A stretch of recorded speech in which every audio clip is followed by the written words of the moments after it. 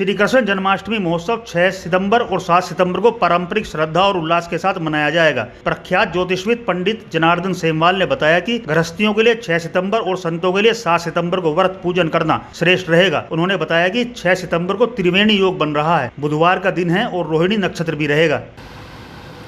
भगवान श्री कृष्ण जो है द्वापर युग में उनका जन्म हुआ था। भगवान श्री कृष्ण का जो जन्म है द्वापर युग में भाद्रपद कृष्ण पक्ष की अष्टमी तिथि और अष्टमी तिथि में बुधवार का दिन और रोहिणी नक्षत्र, और रोहिणी नक्षत्र में जो चंद्रमा होता है वो उच्च का होता है, उच्च राशि का चंद्रमा होता है। तो ऐसे योग में भगवान श्री कृष्ण का जन्म हुआ था।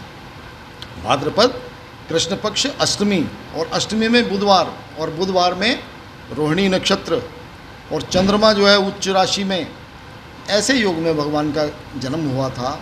सौभाग्य की बात है कि अब की बार जो है इसी प्रकार का योग जो है इस वर्ष में हम सारे जनमानस को ये योग इस तरह का मिल रहा है।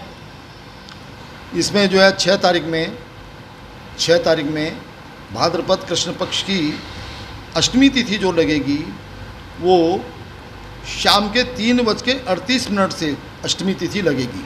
उससे पहले सप्तमी रहेगी। और जो रोहिणी नक्षत्र है, रोहिणी नक्षत्र जो है 6 तारीख में रात्रि के 9:20 से रोहिणी नक्षत्र प्रारंभ हो जाएगा, जिसमें भगवान का जन्म हुआ था।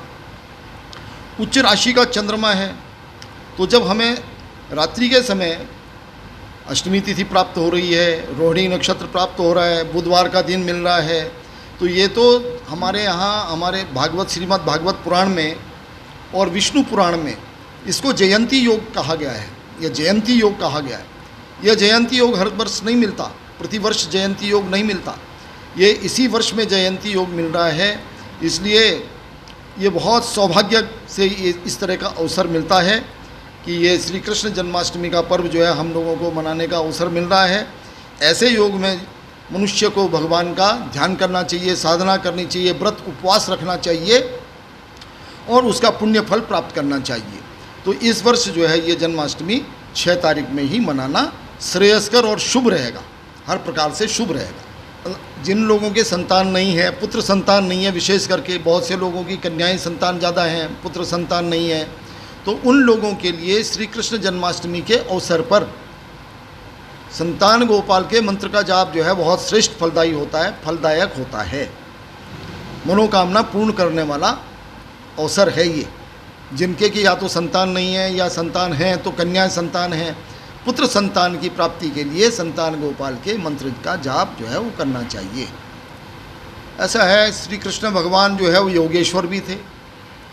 भगवान श्री कृष्ण जो है वो राजनीतिज्ञ भी थे और 16 गुणों से युक्त थे। 16 गुण संपन्न जो है 16 कलाओं से युक्त भी थे, न्यायविद थे और कूटनीतिज्ञ भी थे। भगवान के अंदर जो है 16 कलाएँ विद्यमान थी।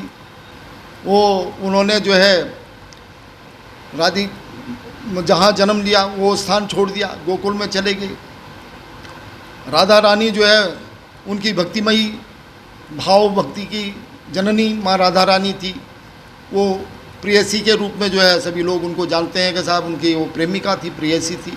लेकिन भगवान ने देखा कि किसी से लिप्त नहीं रहे, उसको भी परित्याग करके और आपके द्वारका की तरफ चल दिए। रास्ते में बांसुरी भी छोड़ दी, बांसुरी का भी परित्याग कर दिया। जो बांसुरी बजाने वाले थे द्वारका जी में जा कर के सुदर्शन चक्र जो है हाथ में ले करके जो है और वहाँ पर अपनी लीलाएँ की। तो उस भगवान का किसी से कोई लिप्त नहीं रहेगी, इसीलिए वो योगेश्वर भगवान कहलाए। निर्लिप्त भाव, किसी से कोई आसक्ति का भाव नहीं रहा उनका। उन्होंने अपनी नगरी भी छोड़ दी, द्वारका चले गए। द्वारका से फिर भेंट द्वारका पहुंच गए, वहाँ पे उन्होंने अपना निवास बनाया। जो न्यायाधीश रहे वो द्वारका जी में रहे, जहाँ जो है वो न्याय करते थे। तो कहानी तो बहुत लंबी चौड़ी है, लेकिन भगवान श्री कृष्ण जो है वो योगेश्वर हैं, 16 कलाओं से युक्त हैं और जो उनकी आराधना करते हैं वो परम पद को प्राप्त करते हैं।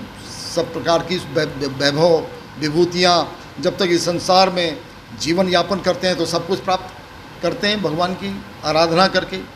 तो ऐसे अवसर पर जब इस तरह का जो जयंती योग बन रहा है इस वर्ष में भगवान की आराधना करो, प्रार्थना करो भगवान से और मनोवांछित फल प्राप्त करो।